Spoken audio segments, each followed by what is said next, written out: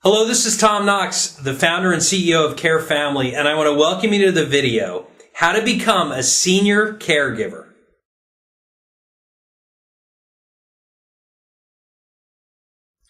Let's talk about how you would know if senior care and being a senior caregiver would be the right career for you.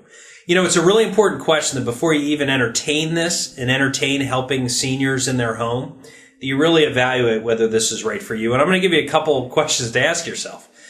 You know, first of all, number one, are you okay dealing with an older person? Some people have a really hard time dealing with what can be at times complexities of dealing with a senior, dealing with memory loss, or people with Alzheimer's who need to be redirected, or people who need some physical assistance. You know, I know some people who are perfectly fine doing some housekeeping for somebody, but when it comes to maybe giving them some personal care or a bath or helping them with more personal things, it becomes a little more difficult for them.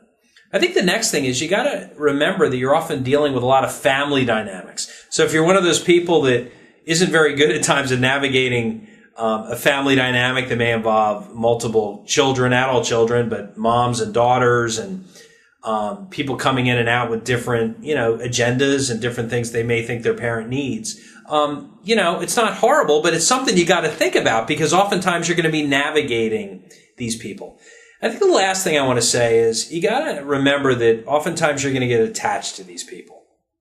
You're there helping them and caring for them and conversing with them. And a lot of times they become like family. And unfortunately, in the field we're in, we lose people that we work with and for.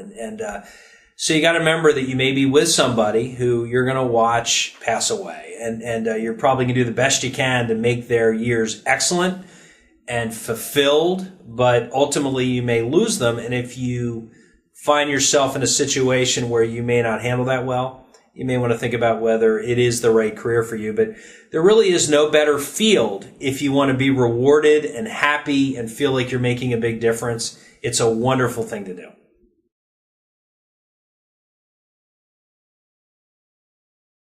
Let's talk about how you present yourself. If you made the decision to become a senior caregiver, let's talk about how you present yourself when you meet with a family.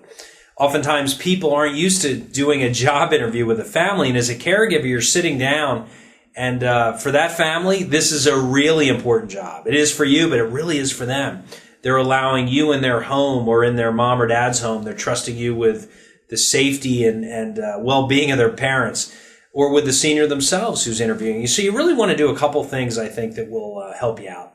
Number one, dress professionally. I would dress as you would when you would come help somebody. If you're a certified nursing assistant or someone who's going to be doing a little bit of personal care and help, you may want to wear a nice set of scrubs. Or wear clothes that don't show up in jeans, and don't show up in a t-shirt. Wear very nice clothes because oftentimes you're going to be taking that senior out, and they want to feel good about who they're out with. They don't want to feel like it's out of place, or they may be bringing you to a place to eat or to a doctor's office. So you want to look very professional and presentable in what you're doing. I would be well groomed. You have to remember that the senior population, they're not used to piercings and not used to hair that's kind of unwieldy. They're going to want you, if possible, to be very put together, well groomed.